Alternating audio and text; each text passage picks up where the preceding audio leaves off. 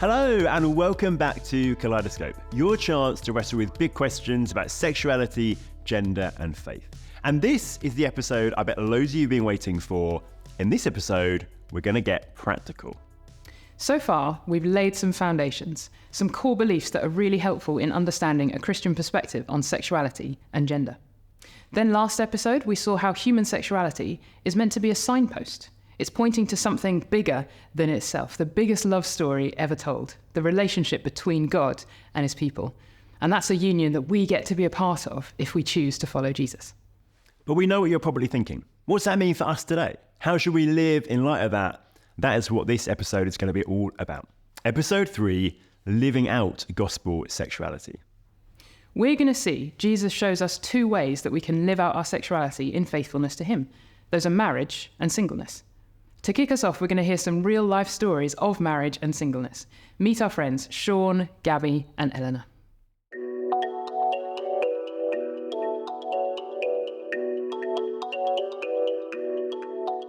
Eleanor's story, episode 3, take 1. Woohoo! Okay, my name's Eleanor. I live in Leamington Spa.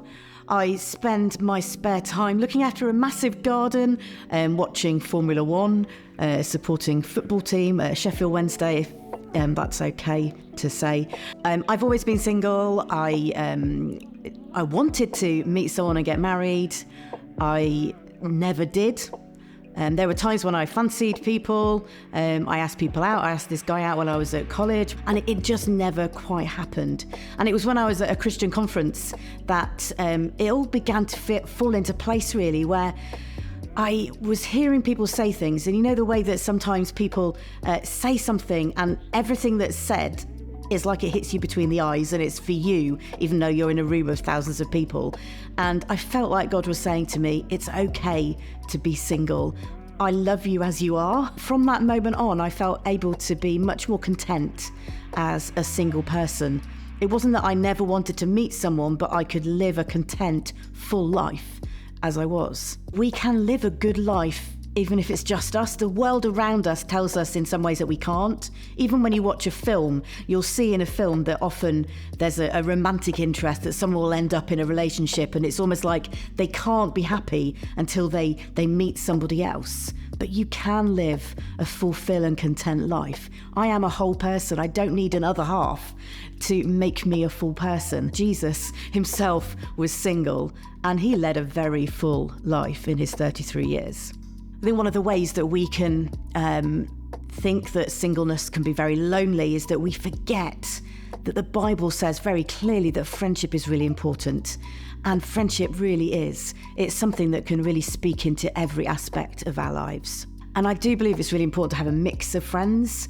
So for me, having friends who are married, friends who are single, enables me to be part of people's lives, part of people's families, but also it means that I can speak into their lives as well, and helps us to have a much more rounded understanding of what life is about. So yeah, I think it's really important to have a real mix of friendships.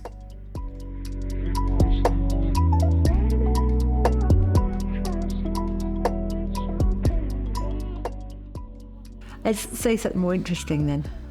Fresh out of ideas now. You like going to the gym? Yeah, they won't believe that then.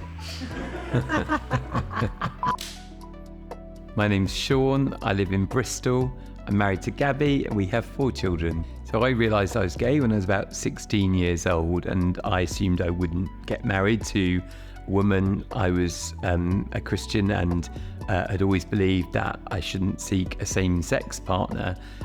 So it was very much to my surprise when in my 20s, having been friends with Gabby for several years, I started ending up developing feelings for her.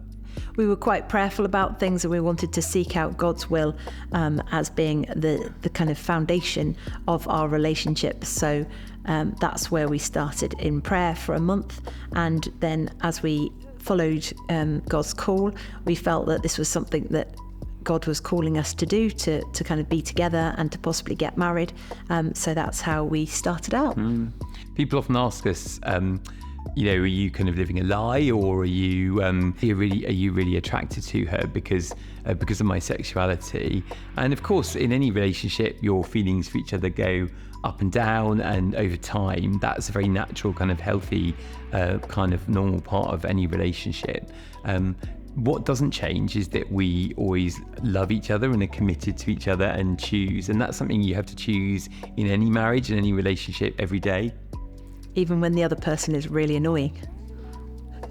I think for us, marriage is a commitment first and foremost, and it doesn't matter whether the person is same-sex attracted or opposite-sex attracted. Once you've committed into the relationship and we made our vows before God when we got married, then that was it as far as we were concerned.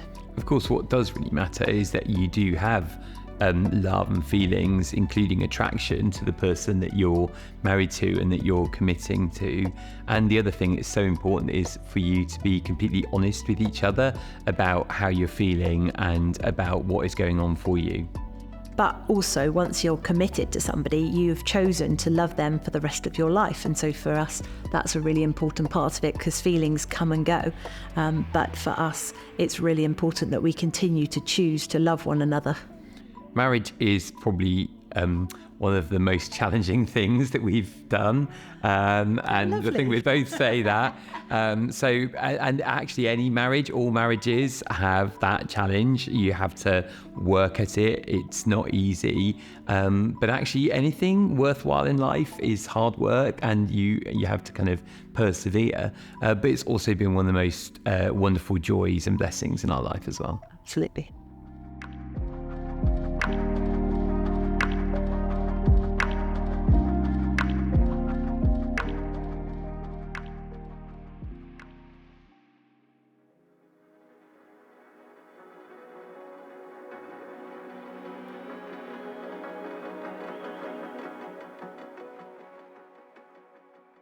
I often cry at weddings, always at one particular point at the start of the service.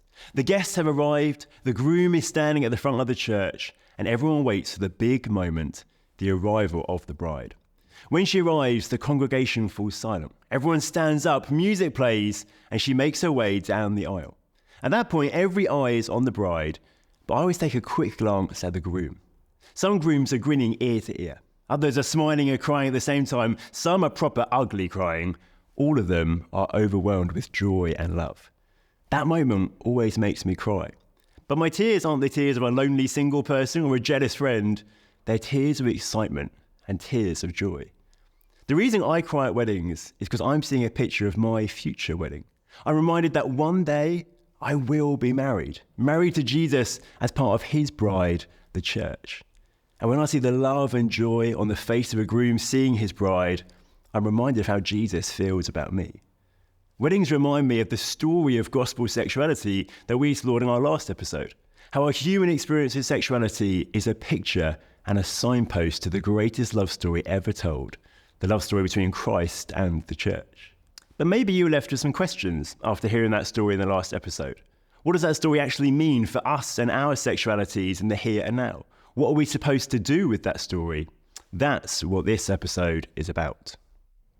Here's the headline. The Bible shows us that there are two ways we can live out our sexualities in faithfulness to Jesus to tell that gospel story. Those two ways are sex in marriage and celibacy, which means not having sex, in singleness. There's a story about Jesus where he explains this. It's recorded in Matthew's Gospel, one of the biographies of Jesus in the New Testament. It's a high-stakes story. Jesus is being quizzed by some of the Jewish leaders who want to get him in trouble. They try to think of a complex and controversial topic, and the topic that they land on is divorce. But Jesus isn't caught out by their question. He answers and he takes them back to creation, to God's good plan. He talks through what marriage is really meant to be. Here's what Jesus says in Matthew 19. Haven't you read that at the beginning the Creator made them male and female and said, for this reason a man will leave his father and mother and be united to his wife, and the two will become one flesh. So they're no longer two, but one flesh. Therefore, what God has joined together, let no one separate. Now, I know you might feel that for you, the possibility of marriage is a long way off. Maybe marriage isn't really something you think about or think you need to think about. But understanding what Jesus says about marriage helps all of us to understand how God calls us to live out our sexuality, whatever our age or relationship status. This is important for all of us. So what does Jesus say God's design for marriage is? He says 4 things. First, Jesus says marriage is meant to be lifelong. It's supposed to last until one of the 2 people die. Marriage isn't a temporary contract you keep so long as it's making you happy. It's not like following someone on social media where you can just unfollow them if they annoy you or you get bored of them. God's plan is that marriage is a lifelong commitment. Second, Jesus says it's a relationship that is exclusive to 2 people. He says the 2 will become one flesh. Marriage is 2 people faithful to each other, not committing to anyone else in the same way or engaging in sexual activity with anyone else. And third, marriage is meant to be a sexual relationship. That's part of what it means to become one flesh. God created sex. He says it's good. Sex doesn't make God uncomfortable. But here's something really important we also need to know. In God's design, sexual contact and activity are meant to be reserved for marriage. They're only right in the context of a marriage between a husband and a wife. Now, that's a controversial statement, right? You won't find many people saying that today, and it can be a lot to get our heads around. So let me give you a few reasons why the Bible says that. For starters, there's the simple reality that sex between a man and a woman often produces, and is designed to produce, babies. And the best place for a baby to be brought up is with a mum and a dad, even though for lots of reasons that isn't always possible. Then there's the fact that sex does something. Did you know that? Sex unites people together. As Jesus says, 2 become one flesh. Sex is powerful because it deeply connects those who engage in it. And because sex is powerful, it's also kind of dangerous. Anything powerful is dangerous if used wrongly. It's why you have to pass a driving test before you're allowed out on the roads on your own. Cars are powerful and dangerous, and so there are rules in place to keep us safe. God has reserved sex for marriage because the lifelong commitment of marriage is the only safe context in which to allow ourselves to be so deeply united to someone else. And a final thing, a really important one. The deep union created by sex is designed to be a picture of the deep union we can enjoy with God through Christ. It's part of that signpost we've been talking about. And the union we enjoy with God happens in the context of an eternal, exclusive relationship between Christ and the church. That's why the picture of that union is meant to be kept for the lifelong, exclusive union that is marriage. It's all about telling the story that sex is meant to tell, allowing sex to be the signpost God has designed it to be. The Bible teaches that marriage is the only right context for sexual contact and activity. You might find that shocking or strange, but it's not a pointless old-fashioned rule. It's part of God's plan to protect us from harm and to promote true happiness. You've probably already spotted one of the implications of this. It means that all other sex is sinful in God's eyes. It's rebelling against him and his plan. That would include sex before marriage, sex outside of marriage, pornography, lust, sexting, any sexual contact and activity that isn't between a husband and a wife. Lots of us are going to be feeling pretty uncomfortable right now. Lots of us, probably most of us, will know that we've already fallen short of God's plan for sex.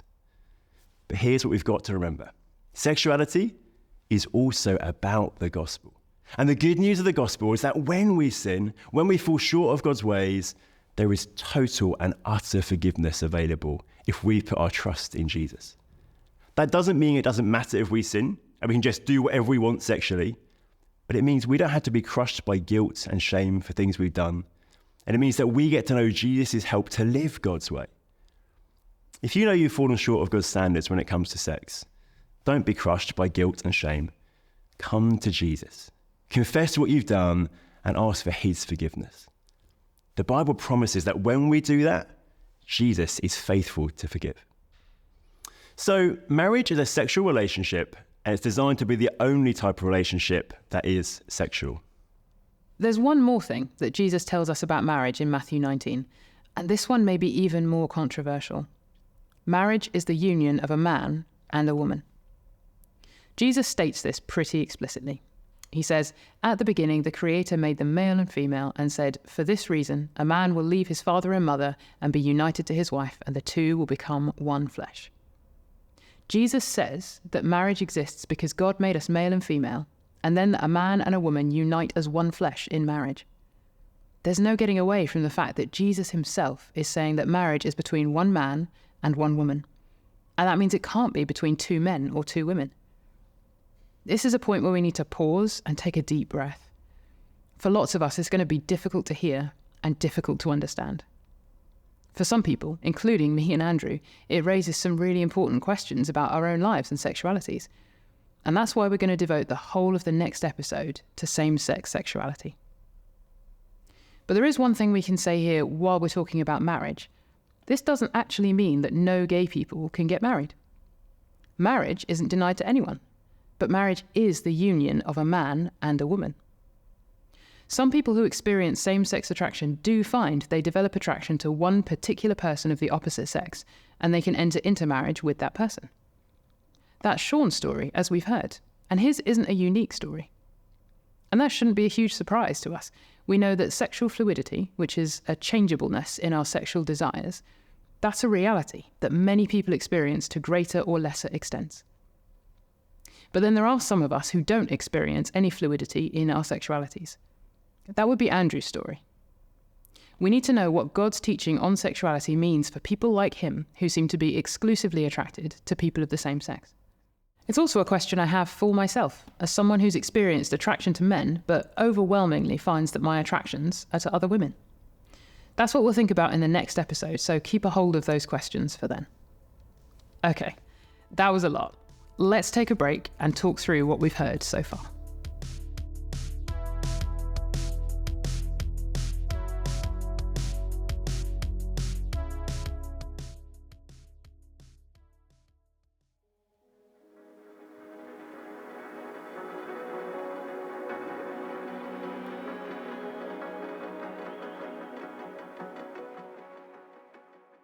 We've just heard loads of stuff about marriage. I wonder if you were feeling like I've often felt when I hear Christians talk about marriage. That's great, but what about the single people like me? Christians haven't always been great at remembering that not everyone gets married. Us singles sometimes feel a bit forgotten and overlooked. I think Jesus would have known what that feels like too. He was single. But he doesn't overlook single people like me, and I love that. In Matthew 19, after talking about marriage, Jesus goes on to talk about singleness. Singleness comes up in this story because when the disciples hear Jesus say that God's design for marriage means marriages should be for life, they think he's gone a bit too far. They think he needs to tone it down a bit. And so they say to him, if this is the situation between a husband and a wife, it's better not to marry. They think Jesus will say, oh yeah, you're right, I better change that bit. But he doesn't. Instead, Jesus doubles down. He basically says, yes, that's absolutely right. It is better not to marry. Perhaps to our surprise, Jesus and the Apostle Paul after him tells us that being single and not having sex is better than marriage and having sex in marriage. Yep, you heard that right. They say that not having sex and not being married is better. Confused? Surprised? Let's see what Jesus says. Here are his words in Matthew 19. I'll give you a heads up that he uses a word we might not be used to hearing. He talks about eunuchs. A eunuch was a man who was unable to father children, and Jesus uses the term to talk about single celibate people. Here's what he says.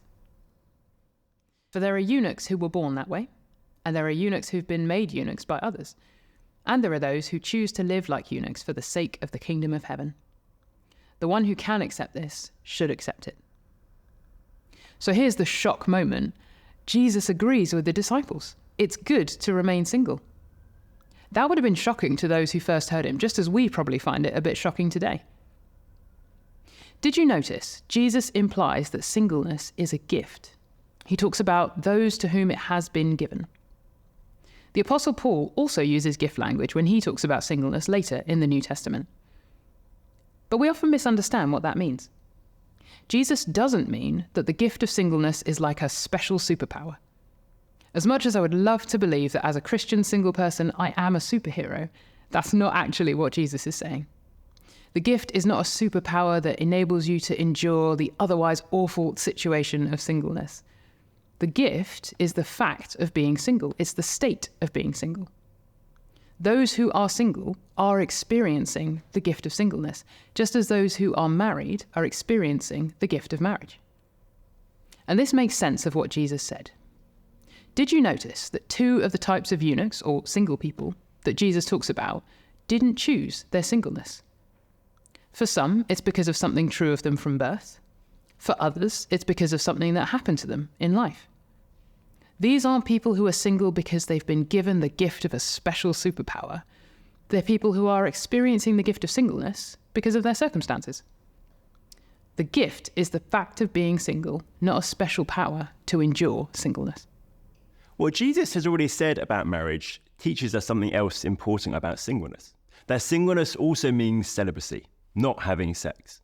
Because sexual contact and activity is reserved for marriage relationships as an outworking of God's good plan and design, those of us who are single are called not to engage in sexual activity.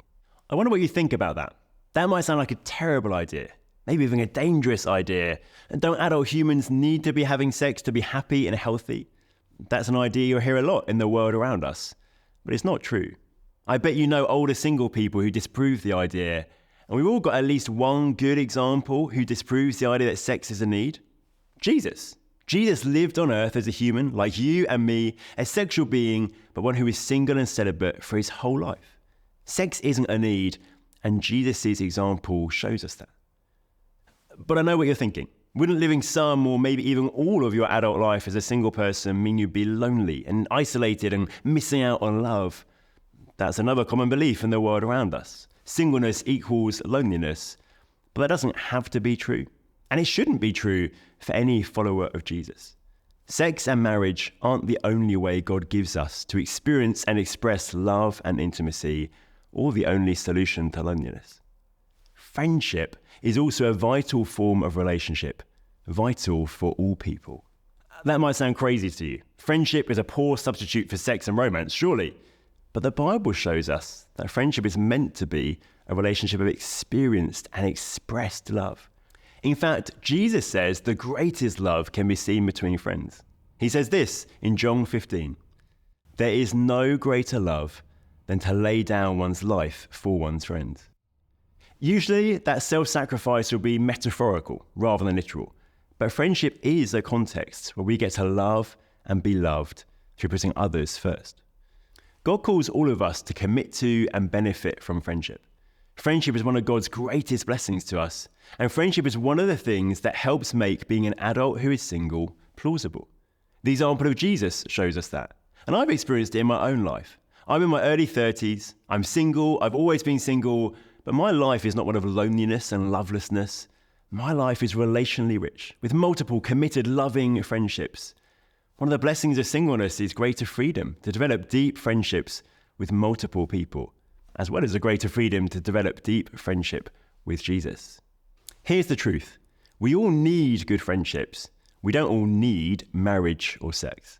And for all of us, including those who are single, friendship is a key context that God has given us to love and to be loved.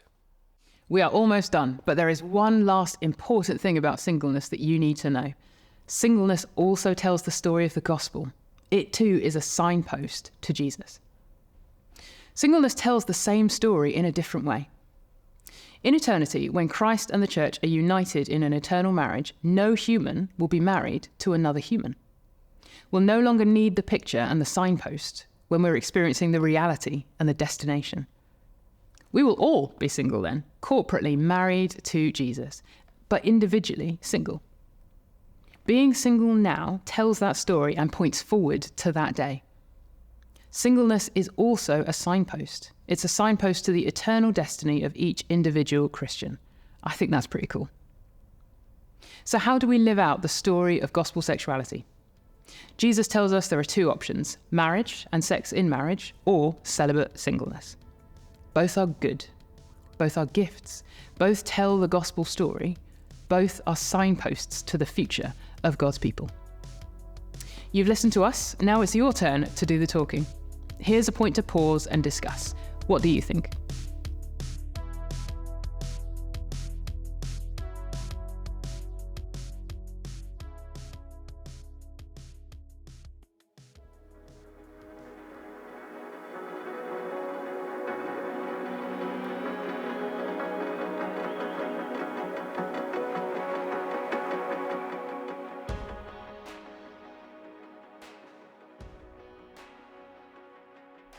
I'm joined by Gabby, who we've already met in this episode, and James, who we haven't met. So James, can you just introduce yourself to us first? Hi, I am James Brown. I am basically a youth pastor at a Baptist church in Walthamstow.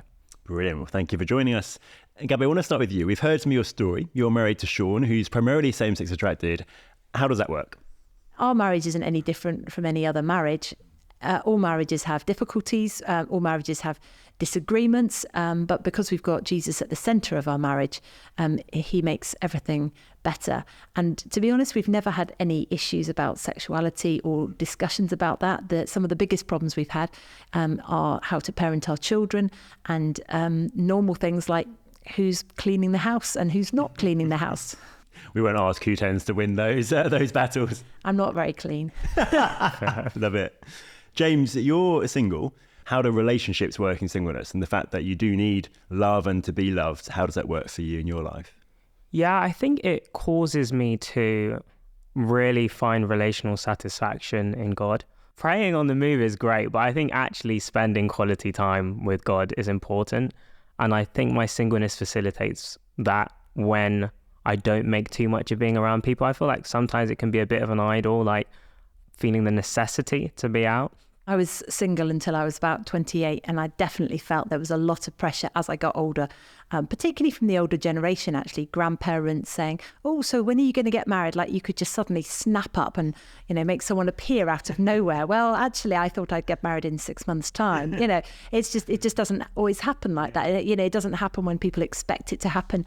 And actually, singleness is something that's really positive for the whole community, if done well and if supported. But actually, it can be quite sad when everybody's always asking you questions of, so when are you looking for a partner? Are you looking for someone? Maybe you should do this to your hair, or maybe you should do that. And it's just also unhelpful, really, isn't it? Yeah, so often is. One of the things we've talked about in this episode is the importance of friendship for married people and single people. I'd love to hear about the significance of friendship in your life. How about you, Gabby? What role does it play in your life? I think for us, we've been able to support other couples in a similar situation to us. So people are always kind of sidling up to us and going, well, actually, your story is a bit like ours. Apparently not every couple that looks like they're a straight married couple are a straight married couple. And so there's lots of different people have different perspectives on life, and they've had different experiences. And so therefore we've been able to befriend and walk with people who are in similar situations to us, who perhaps haven't had the courage to talk about it or to share about it. But friendships are really important, because even in a married relationship, you can't just have the two of you. You need a whole crew of people around you, particularly for parenting, but also just for life in general. It can be quite lonely to be in a marriage when there's just two of you, because you can get sick of the other person sometimes, as lovely as they are. Even Sean, yes. What about for you, James? What kind of role does friendship play in your life? I think particularly at university, I graduated a year ago, and I think that was a time where I really pressed in to my friendships, specifically my male friendships. And it seems like there's a problem amongst men to actually have real friendships. It seems like women are able to be quite vulnerable with each other quite naturally, or they've cultivated it at least. And I think I'm quite intentional about that with my male friends, especially with accountability and checking that they're doing okay, and really impressing the question are you really okay, or why is that decent versus I'm good, and just being quite curious. A final thing I wanted to pick up on, maybe one of the most controversial things we've talked about in this episode is the fact the Bible says sex is to be reserved for marriage relationships. So those of us who aren't married shouldn't be having sex, and sex shouldn't take place outside of marriage. Just love to get your thoughts and feelings on that. How do you feel about the fact God says that? How's that impacted you? I think it's really important to be committed to somebody, and actually committing to them before you're married and before you've even met them. So actually, I tried to be faithful to my potential married partner by not having sex before I'd even met him. And so for me, that was really important. So it was a while before I even knew who Sean was. But in my head, I had it, how should I be treating other people? And this person that I'm dating might not be my husband. And so therefore, I want to reserve sex for the time when I can be committed to this person full time, all the time in marriage. I think sex is a really important thing, and we've kind of made it a casual thing. Casual sex is a bit of a dichotomy in my head, or like the two kind of don't go hand in hand. It's like the most vulnerable thing you can do, like being naked with another person, and we kind of don't treat it as that. That's not casual. Like me being naked is not casual with somebody who I'm not committed to. And even if I was committed to them, it's still not necessarily casual. And I think that's why it speaks about the marriage bed with such a sanctity, a holiness. It's set apart. It's different to other things. And I don't want that to be a casual thing, and isn't a casual thing in my thought process. It's really helpful to hear that in both your different contexts, we see the wisdom, the good reasons why God says this, and it's ultimately for our good. All of us in different ways have fallen short of what the Bible says there. Absolutely. But wonderfully, there's forgiveness, there's freedom from shame, things we've done, things done to us. And so we have this wonderful good news, we're a parameter to protect us, but also a gospel of hope when, as we all do, we fall short of that. We have a fresh start whenever we want one. We can ask the Lord to forgive us for the things that we've done wrong. But actually, it also means we can step forward in hope. Brilliant. This has been such a helpful chat. Thanks so much, Gabby. Thanks so much, James.